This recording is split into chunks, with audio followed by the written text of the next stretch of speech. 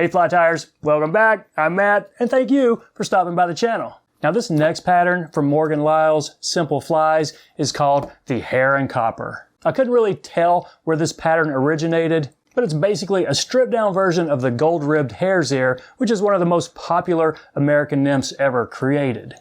And we do know fly fishing Team USA captain George Daniel features this in his book Dynamic Nymphing. And I also read it's a really popular fly in New Zealand, and we know the New Zealand trout are some of the most challenging fish in the world. Now one thing Lyle did mention in his book, he said this fly could be tied with a wire rib, but he didn't mention that in the recipe, so I tied it without it. But feel free to put the rib in if you want. I don't think it's going to fish any differently, but it will probably make it, last a little bit longer. So it's a pretty cool pattern. I think you're going to like it. Let's give it a shot. So there's one in the vise, a Hare and Copper. Best sizes for this are 10 to 18. I'm tying this on a size 14, 1X long nymph hook with a 2.8 millimeter tungsten bead. I'm going to put down about 6 or 7 wraps of 015 weight. I'll keep it on the spool so I can minimize waste.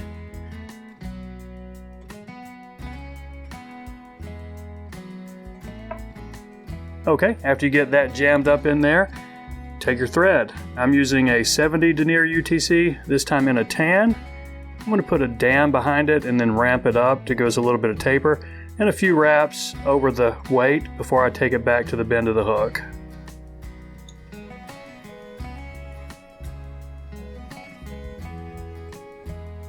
Now there's no rib on this guy, the tail and the body, just hare's mask.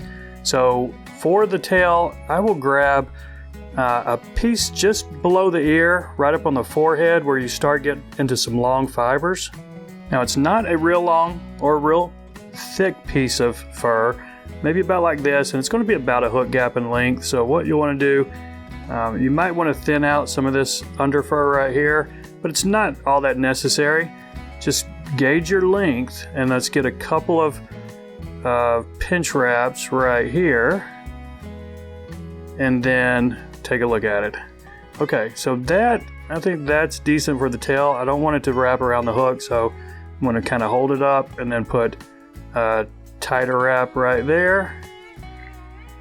Okay, I think that tail's fine, but I'm going to counterclockwise spin my thread to lay it flat, and then might just help me bind these in. You could trim off this fluff up front, or you can just use it to help make your underbody, which that's what I'm going to do.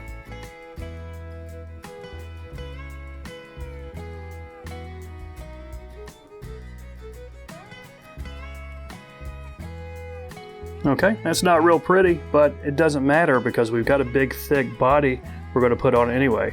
So put a good portion of wax on here. And for the body, what I like to do, I will pluck some of the fibers out from the actual hare's ear, the base of the ear, and then a little bit down on the cheeks where you get a little bit of the more rabbit-like underfur, and then just mix those together. Then you'll end with something like this, just a little bit of soft fur and a little bit of spiky guard hairs, and just touch dub this on here. Spin it into a fairly tight noodle, but not terribly tight because we want it to be buggy.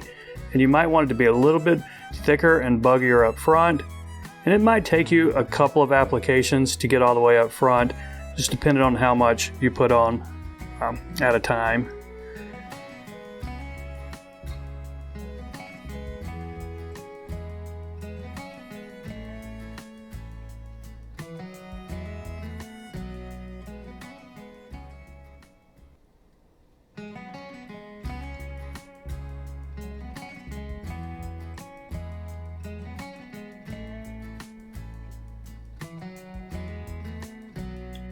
Now one thing I will do here, I'm not going to be able to put head cement on it after our wet finish, so I'll just put a small drop of super glue just within a ½ inch of that, of where the thread is on the hook, and then wrap it around 2 or 3 good turns.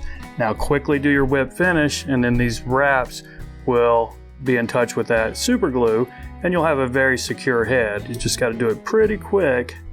You want to be careful not to get any super glue on your tying scissors. So what I'll do, just pull it out perpendicular to it, put some tension on my thread, and get in here and just saw that off. Now you might have a little bit of cleanup to do, or you might want to actually brush it out and make it a little bit buggier. So I like some of them buggy, and then some of them a little bit sleeker. So that's it, a Hare and Copper. Very simple tie, can be very effective. So I appreciate you watching, folks. Y'all take care, and I'll see you next time.